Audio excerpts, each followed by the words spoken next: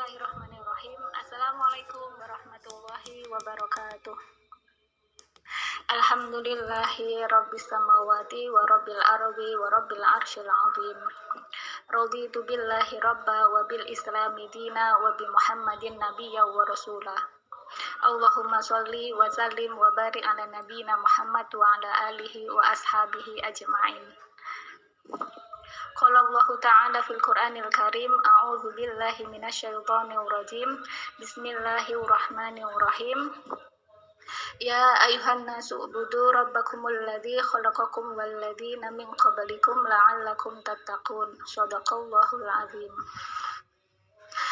Alhamdulillahirabbil alamin. Segala puji bagi Allah Tuhan semesta alam. Bagaimana teman-teman kabarnya hari ini? Semuanya semoga dalam kondisi terang ya, terang pikirannya, terang hatinya, sehat badannya, maksudnya sehat badannya kayak gitu ya, tidak dalam kondisi enggri-enggrian, gimana sekarang musimnya nggak menentu ya, waktunya panas tapi sekarang musim hujan kayak gitu. Semoga teman-teman dijaga oleh Allah ya, sehingga bisa menjalankan aktivitas dalam kondisi fit seperti itu, dan tentunya kita juga berlindung kepada Allah dari hal-hal yang tidak kita inginkan seperti itu ya. Dan kita mendoakan saudara-saudara kita terenggalek barusan banjir ya beberapa hari yang lalu, dan juga longsor ya. Semoga saudara-saudara kita yang oleh Allah ambil ya dalam musibah longsor kemarin diberikan oleh Allah Subhanahu wa Ta'ala di alam barzahnya, tempat yang mulia yang diridhai oleh Allah Subhanahu wa Ta'ala. Amin ya Rabbal alamin. Dan juga peristiwa-peristiwa di luar negeri sana ya, yang pertama tentunya kita tetap fokus pada kondisi saudara kita yang ada di Gaza, Palestina, di mana sangat mengkhawatirkan kondisi saudara-saudara kita di sana ya. Israel tidak pernah berhenti, Zionis Israel terus menyerang kayak gitu ya, dalam kondisi saudara-saudara kita yang sangat kesulitan untuk mendapatkan pasokan makanan seperti itu ya. Bagaimana mereka mau menjalankan aktivitas ketika dalam kondisi ketakutan, rumah nggak punya dan sebagainya kayak itu. Dan selemah-lemah kita adalah tidak membenarkan aktivitas yang dilakukan oleh Zionis Israel, dan kita menentangnya kayak gitu, dan kita mendoakan saudara-saudara kita yang ada di sana kayak gitu ya. Dan juga kondisi yang lainnya ya, peperangan yang lain di wilayah yang lain seperti Pakistan sama India yang juga lagi berseteru, bersih tegang kayak gitu ya, terkait dengan masalah Kashmir dan sebagainya kayak gitu. Terus kemudian tadi saya juga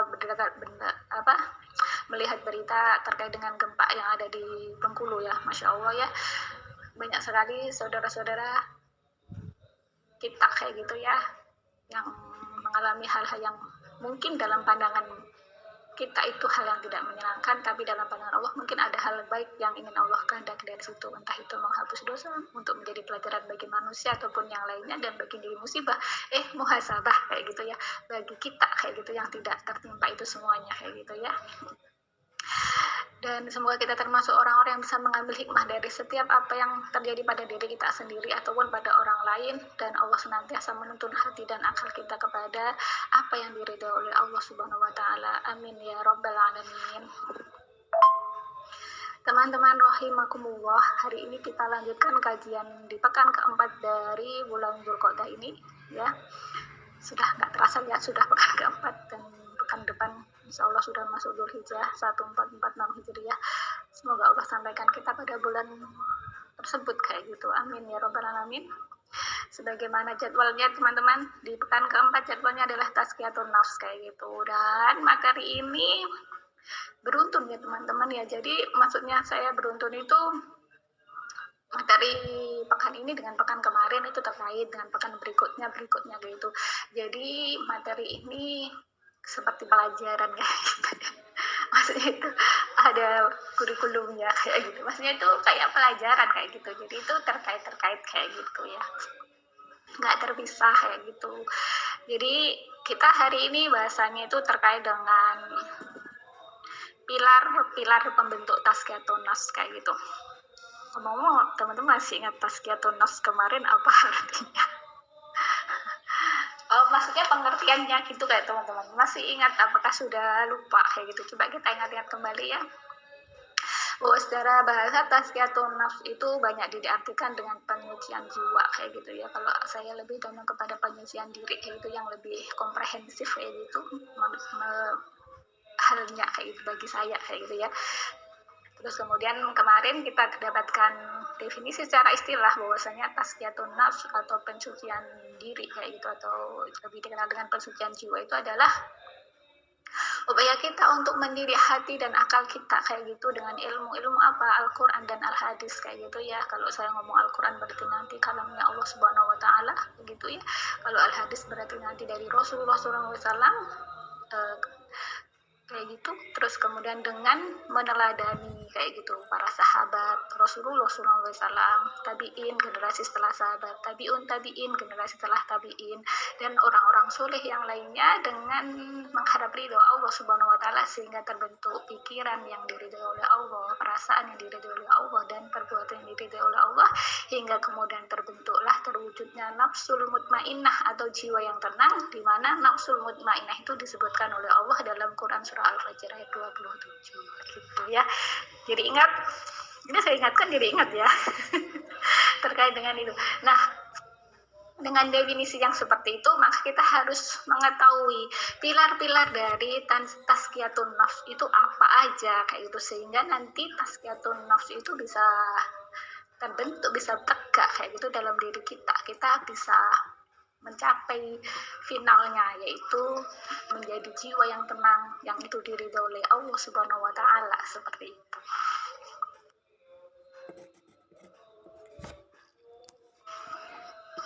Teman-teman rahimakumullah, pilar tazkiyatun nafs ya, tadi seperti yang saya sebutkan di awal tadi, pilar-pilar itu maksudnya itu kalau ibaratnya rumah itu kayak soko-sokonya gitu loh teman-teman. Kalau rumah itu nggak ada sokonya, nggak ada tiangnya, nggak ada tembok yang berdiri, kan nggak mungkin terbentuk kayak gitu, dan juga nggak akan tegak kan kayak gitu ya. Sama dengan tazkiyatun nafs, kita ingin mewujudkan nafsul mutmainnah kayak gitu ya, kita ingin menjadi diri yang diridhoi oleh Allah Subhanahu Wa Taala. Nah, itu juga perlu pilarnya apa aja untuk sampai kemudian sampai kita pada tazkiyatun nafs kayak gitu, sampai kita pada nafsul mutmainnah yang diridhoi oleh Allah kayak gitu, tuh perlu pilar-pilarnya. Nah, pilar-pilarnya itu apa kayak gitu. Nah, ini teman-teman, pilar-pilar ini adalah hasil dari kajian saya kayak itu. Maksudnya itu kajian saya terkait dengan materi ini, tazkiyatun nafs kayak gitu. Nah, dari apa yang saya kaji kayak gitu ya terkait dengan pilar-pilar ini kayak gitu ya, saya menemukan ada beberapa pilarnya kayak gitu yang bisa kemudian menghantarkan kita pada nafsul mutmainnah kayak gitu ya, sampai pada pikiran yang diridhoi oleh Allah, sampai pada perasaan yang diridhoi oleh Allah, dan sampai pada perbuatan yang diridhoi oleh Allah. Dan tentunya saya bicara di sini itu bukan berarti saya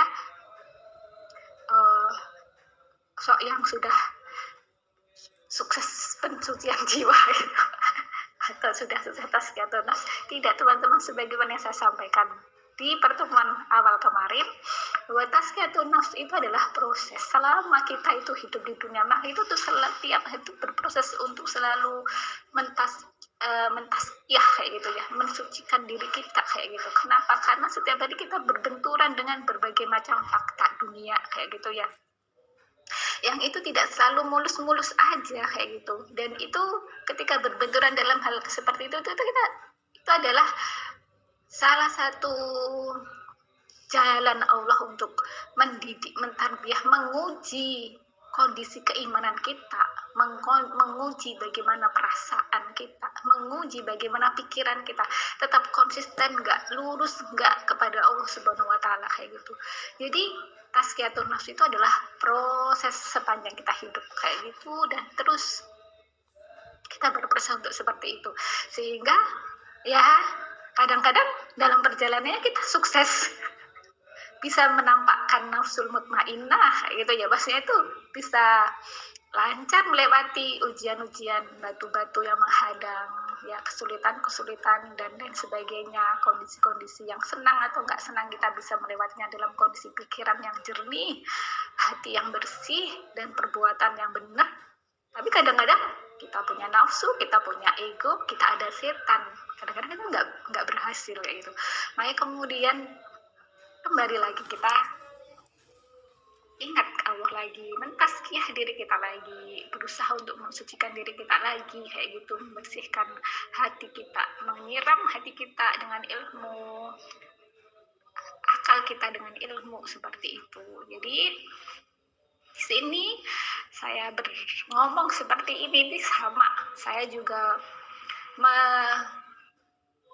ngomongan ini untuk saya kayak gitu ya, karena lisan saya yang paling dekat dengan diri saya, berarti untuk saya, dan juga saya ingin mengajak bersama-sama kayak itu, sehingga apa yang saya sampaikan ini menjadi ilmu yang bermanfaat bagi saya dan bagi teman-teman semuanya, teman-teman rahimakumullah semuanya yang menyimak materi ini seperti itu ya. Dan semoga kita semuanya oleh Allah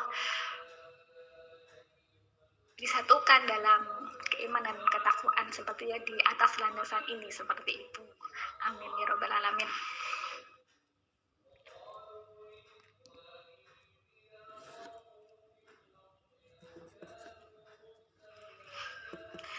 Teman-teman rahimakumullah,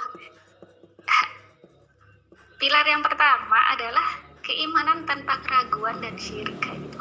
Jadi di sini nanti hari ini kayak gitu ya, kita kajiannya itu tidak detail semua saya jelaskan, tapi saya menyampaikan pokok-pokok dari pilar-pilar itu, nanti kemudian detailnya itu dibahas di bulan-bulan berikutnya. Kan ini 1 bulan sekali ya kajian tazkiyatun nafs itu.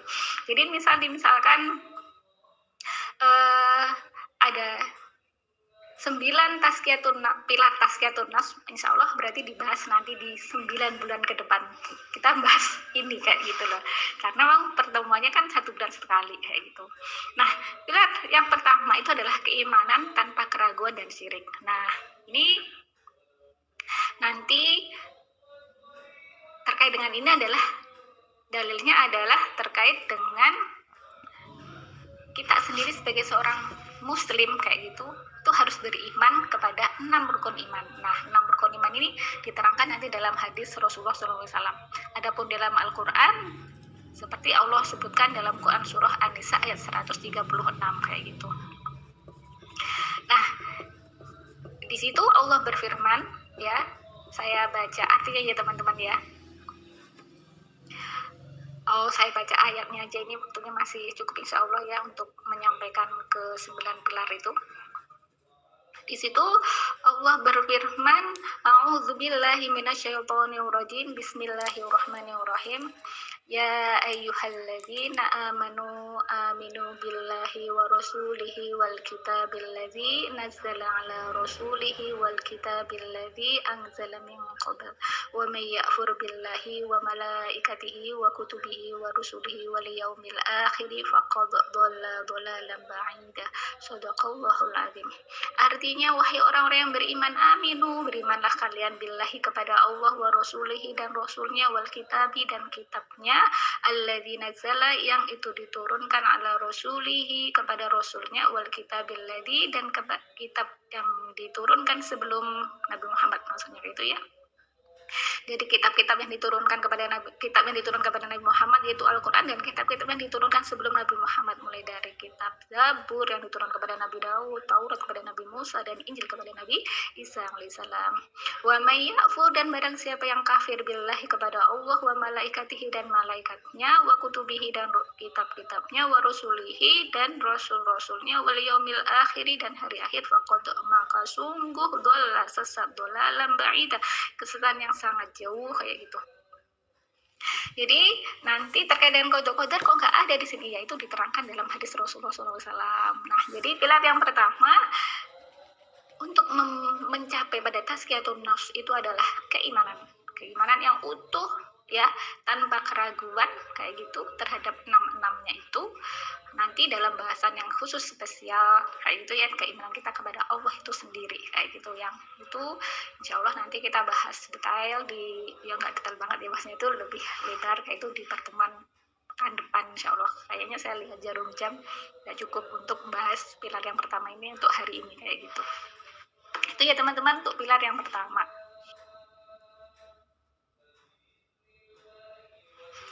Nah teman-teman rahimakumullah, pilar yang kedua adalah memahami hakikat dunia. Jadi memahami hakikat dunia ini penting teman-teman. Setelah beriman kita harus paham dengan hakikat dunia ini kalau kita ingin sampai pada tazkiyatun nafs ya.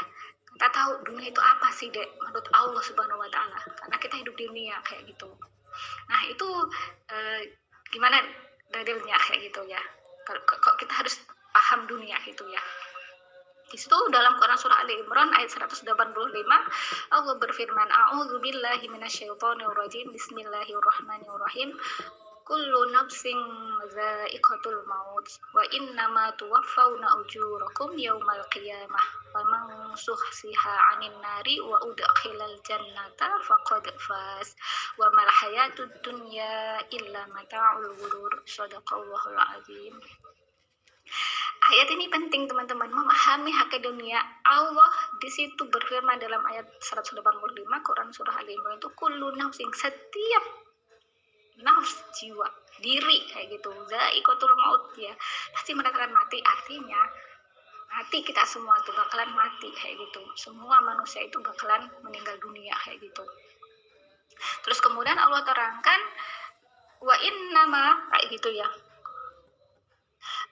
dan sungguh tawafauna kayak gitu ya, akan Allah sempurnakan ujurakum, pahala bagi kalian itu yaumal kiamah, di hari kiamat. Berarti ini terkait dengan amal-amal kita di dunia kayak itu loh ya. Memang suhsihanin nari, dan siapa yang itu dijauhkan kayak itu ya, aninna dari neraka, untuk halal jannata, dan dimasukkan ke dalam surga, faqad faz, maka sungguh dia telah beruntung. Wa mal hayatud dunya, dan kehidupan dunia, dan tidaklah kehidupan dunia ini illa kecuali mata'ul ghurur, kecuali kesenangan yang berdaya. Nah ayat ini nanti dibahas di bulan berikutnya lagi kayak gitu, lebih detailnya terkait dengan pilar yang kedua ini. Jadi kita memahami dunia, dan memahami dunia nanti akan memudahkan kita untuk sampai pada tazkiyatun nafs kayak gitu. Nah, teman-teman rahimakumullah, pilar yang ketiga adalah doa kayak gitu. Bagaimana kita bisa sampai pada pikiran yang diridhai Allah, perasaan yang diridhai Allah, perbuatan yang diridhai oleh Allah, hati yang bersih, akal yang sehat, kalau kemudian kita tidak memintanya kepada Allah kayak gitu. Maka pilar yang ketiga untuk sampai pada tazkiyatun nafs itu adalah doa. Dan Allah berfirman dalam Quran surah Al-Baqarah 186 itu, A'udzubillahi minasyaitonirrajim. Bismillahirrahmanirrahim. Wa idza sa'alaka 'ibadi 'anni fa inni qarib ujibu da'watad da'i idza da'ani falyastajibu li wal yu'minu bi la'allahum yarshudun. Dan apabila hamba-hambaku bertanya kepadamu wahai Nabi Muhammad tentang aku, fa inni qarib, maka sungguh aku ini dekat, maksudnya dekat dengan hamba-hambanya. Ujibu da'watad da'i idza da'ani, aku kabulkan permohonan orang yang berdoa bila dia berdoa kepadaku. Hendaklah mereka itu memenuhi perintahku dan beriman kepadaku agar mereka memperoleh kebenaran. Itu teman-teman. Jadi pilar yang ketiga adalah doa. Kita ingin tazkiyatun nafs, nafsu mutmainnah, ya harus minta kepada Allah kayak itu. Maka pilar yang ketiga adalah doa. Itu ya pilar yang ketiga. Nah teman-teman rahimakumullah, pilar yang keempat apa untuk sampai kita pada tazkiyatun nafs kayak gitu ya, pada nafsul yang mutmainnah, yaitu beribadah kayak gitu ya. Jadi beribadah ini Allah terangkan dalam Quran surah Al-Baqarah ayat 21 maupun dalam Quran surah Az-Zariyat ayat 56. Teman-teman kayaknya udah pasti hafal ya terkait dengan Quran surah ayat Zariyat ayat 56 itu kan masyhur sekali kayak gitu ya. Kita semua harus hafal itu ya. Di situ Allah berfirman, A'udzubillahi minasyaitonirrajim. Bismillahirrahmanirrahim. Wa ma khalaqatul jinna wal insa illa liya'budun. Dan tidaklah aku ciptakan jin dan manusia kecuali untuk beribadah kepadaku. Jadi tujuan penciptaan manusia itu adalah untuk beribadah kepada Allah. Maka bagaimana kita bisa mendapatkan hati yang salim, yang selamat, akal yang sehat, yang jernih, yang benar kayak gitu? Kalau kemudian kita sendiri jauh dari Allah yang memegang hati, yang mengendalikan diri kita, maka kemudian kita harus beribadah. Cara mendekat kepada Allah itu salah satunya adalah dengan beribadah, menyembah Allah, melaksanakan kewajiban sekaligus kebutuhan kita, kayak gitu ya. Jadi pilar yang keempat untuk kita sampai pada nafsul mutmainnah, pensucian jiwa kita bisa berhasil kayak gitu, beribadah. Gak mungkin kan mau tazkiyatun nafs malah meninggalkan Allah. Ya jauh dari situ kayak gitu ya. Nah itu pilar yang keempat. Teman-teman rahimakumullah, pilar yang kelima adalah zikir kayak gitu ya. Jadi zikir ini nanti jadi pilar yang khusus kayak gitu ya. Dia juga termasuk ibadah tapi juga khusus, seperti doa-doa itu kan juga ibadah tapi bahasanya khusus gitu. Maksudnya pilar pembentuk tazkiyatun nafs yang berdiri sendiri kayak gitu. Jadi untuk zikir ini mohon maaf ini tadi saya lupa belum menyiapkan ayatnya terkait dengan itu, tapi teman-teman pasti masih ingat ya bahwasanya Allah telah berfirman ala bi dzikrillah tatma'innul qulub kayak gitu ya, bahwasanya dengan zikir itu hati akan jadi tenang kayak gitu. Dengan banyak mengingat Allah itu hati akan menjadi tenang kayak gitu. Jadi itu menjadi pilar yang kelima kayak gitu ya. Zikir, mengingat Allah, banyak-banyak menyebut Allah kayak gitu, itu menjadi pilar yang kelima untuk kemudian kita dalam membentuk dalam pensucian jiwa, dalam pensucian diri, dalam tazkiyatun nafs kayak gitu ya, untuk sampai kepada nafsul yang mutmainnah kayak gitu. Itu ya teman-teman, rahimakumullah. Mohon maaf untuk yang zikirin tadi saya lupa belum screenshot ayatnya kayak gitu. Nah, teman-teman rahimakumullah, pilar yang keenam yaitu untuk pembentukan tazkiyatun nafs itu adalah mengisi akal dan hati dengan ilmu dan Al-Quran kayak gitu ya. Jadi mengisi akal dan hati dengan ilmu tidak lain adalah pelaksanaan dari perintah Allah Subhanahu wa taala dan Rasulnya kayak gitu ya, bagi kita untuk menuntut ilmu itu sendiri kayak gitu ya. Jadi Rasulullah SAW itu telah bersabda dalam sebuah hadis, thalabul ilmi fardhatun ala kulli muslimin kayak gitu ya. Jadi menuntut ilmu adalah kewajiban bagi setiap muslim kayak gitu. Dan Allah sendiri dalam Al-Quran, dalam Quran surah Al-Mujadilah ayat 11 itu menyeru kepada orang-orang yang beriman kayak gitu ya, untuk berlapang-lapang dalam majelis kayak gitu ya. Di situ Allah berfirman yang artinya, wahai orang-orang yang beriman, apabila dikatakan kepadamu berilah kelapangan di dalam majelis-majelis, maka lapangkanlah. Niscaya Allah akan beri kelapangan untukmu. Dan apabila dikatakan berdirilah kamu, maka berilah. Niscaya Allah akan mengangkat derajat orang-orang yang beriman di antaramu dan orang yang diberi ilmu beberapa derajat. Dan Allah Maha mengetahui terhadap apa yang kamu kerjakan kayak gitu ya. Jadi kalau saya pernah baca terkait dengan sebab nuzul ayat ini ya kan, insya Allah kurang lebih kayak gitu ya, bahwasanya Rasulullah dalam majelisnya Rasulullah itu banyak para sahabat yang datang kayak gitu ya. Terus kemudian ada anggota peserta majelis yang baru datang kayak gitu ya. Terus kemudian tidak segera diberikan tempat kayak gitu ya. Maka kemudian turunlah ayat ini supaya memberi kelapangan. Kalau ada yang teman yang baru datang dari majelis kayak gitu ya, di tempat menuntut ilmu, maka diberikan tempat kayak gitu ya. Terus kemudian diberikan tempat kayak gitu supaya mereka dapat tempat duduk dan bisa mendengarkan majelisnya Rasulullah SAW kayak gitu. Dan ayat ini juga mengandung makna bahwasanya kita harus berlapang gitu dalam menuntut ilmu, entah melalui dengan membaca, menyimak, mendengar dan lain sebagainya, apa yang bisa menjadi jalan bagi kita untuk menuntut ilmu kayak gitu. Nah, nanti ini bahasannya terkait dengan sampainya kita ilmu apa aja nanti yang kita bahas terkait dengan tazkiyatun nafs dalam kajian ini, dan ambil dari Al-Quran dan Al-Hadis ya. Nanti di bahasan di bulan-bulan berikutnya ya, maksudnya nanti akan kita gali dari Al-Quran dan Al-Hadis itu terkait dengan ilmu-ilmu yang itu akan mendukung pembentukan tazkiyatun nafs kayak gitu ya. Ini secara globalnya pilar ke-6 itu ini dasarnya kayak gitu.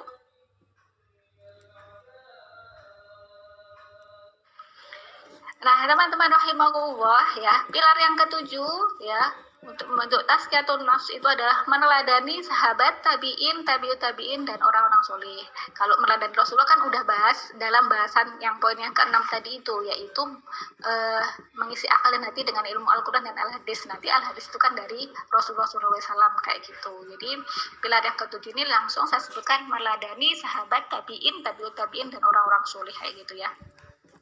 Jadi dalam sebuah hadis sudah dijelaskan bahwasanya generasi sahabat, tabi'in, dan tabi'in itu adalah generasi yang itu memang oleh Rasulullah sendiri sudah disebutkan kayak gitu ya. Untuk kemudian kita itu meneladani generasi sahabat ini kayak gitu. Bahkan dalam Quran surat Taubah ayat 100 itu ya, di situ Allah sudah ridho dan terhadap para sahabat as-sabiqun al-awwalun ya, orang-orang yang masuk Islam awal-awal kayak gitu ya, generasi sahabat kayak gitu. Dan kalau generasi tabi'in, tabi'ut tabi'in itu dalam hadisnya Rasulullah SAW. Dan Allah sendiri dalam Al-Quran, Quran surah An-Nisa ayat 69 itu menjelaskan bahwasanya a'udzubillahi minasyaitonirrajim, bismillahirrahmanirrahim, wa may yuti'illaha wa rasulahu fa ulaika ma'al ladzina an'ama Allahu 'alaihim minan nabiyyina wasyiddiqina wasyuhada'i wassolihin wa hasuna ulaika rafiqa.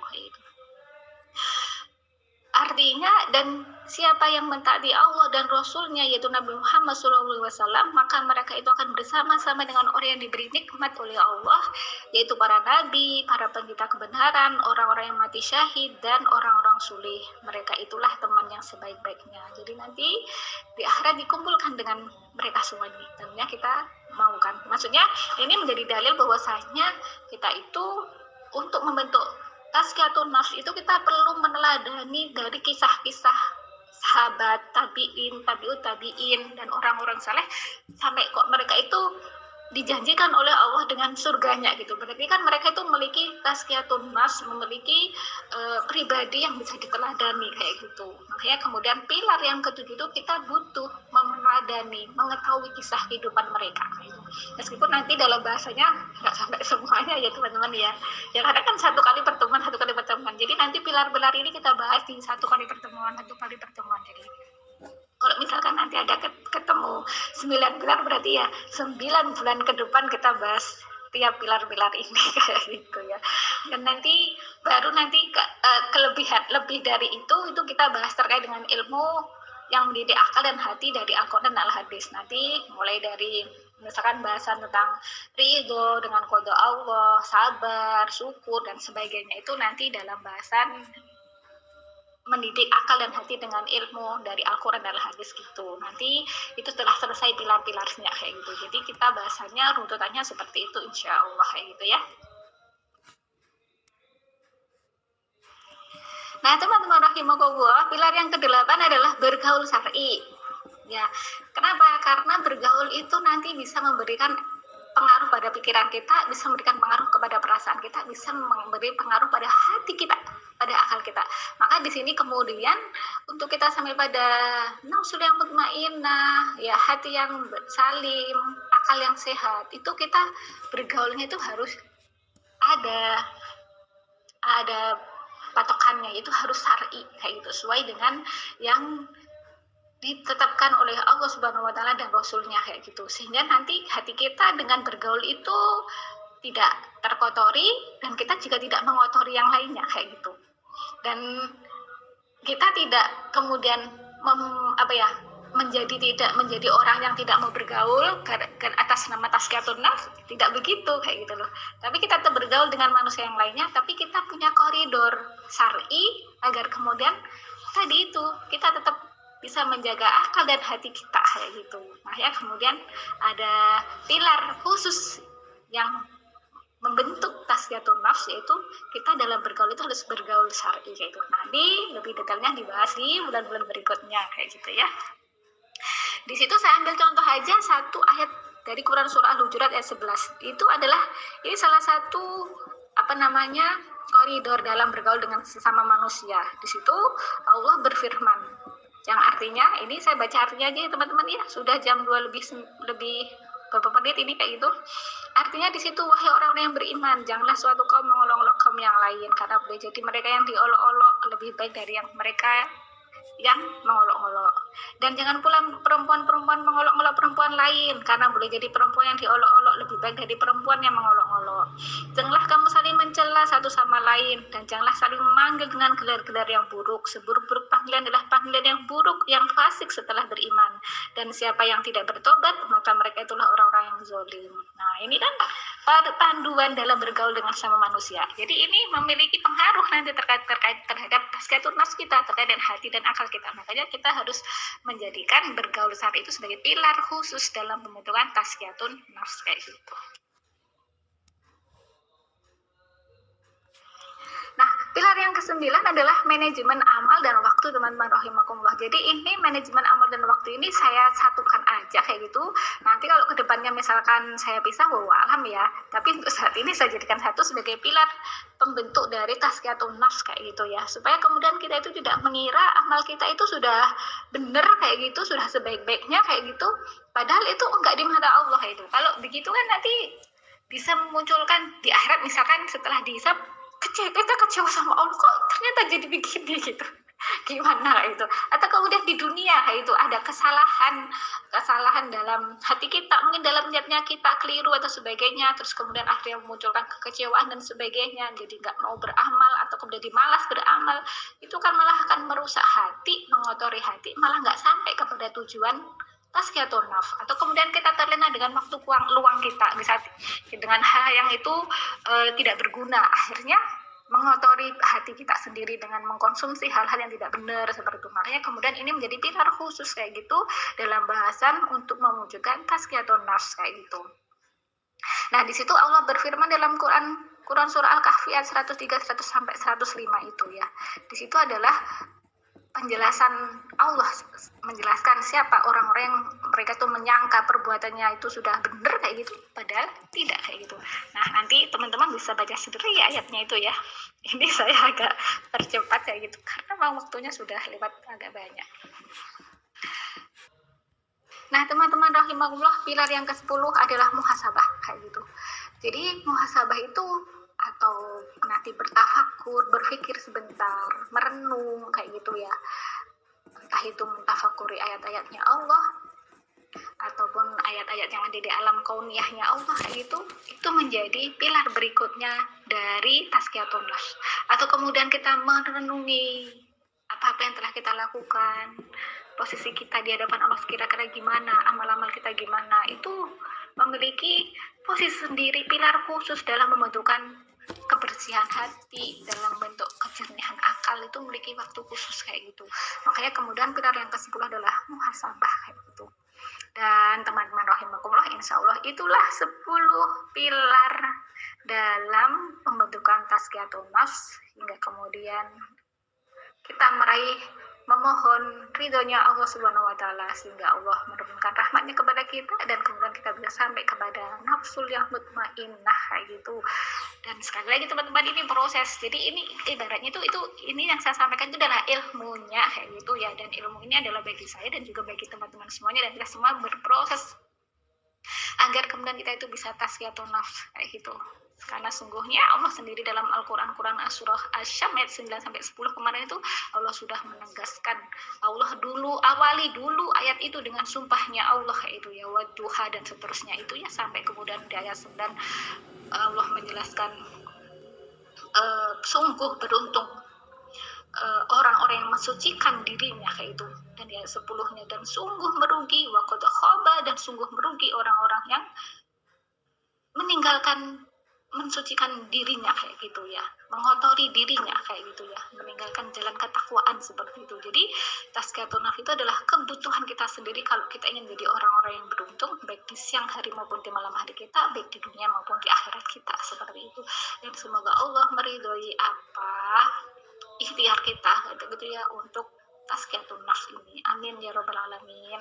Dan akhirnya teman-teman rahimakumullah, sampai di sini kajian hari ini, dan mohon maaf ya panjang lebar agak panjang dan minta beberapa waktu gitu ya.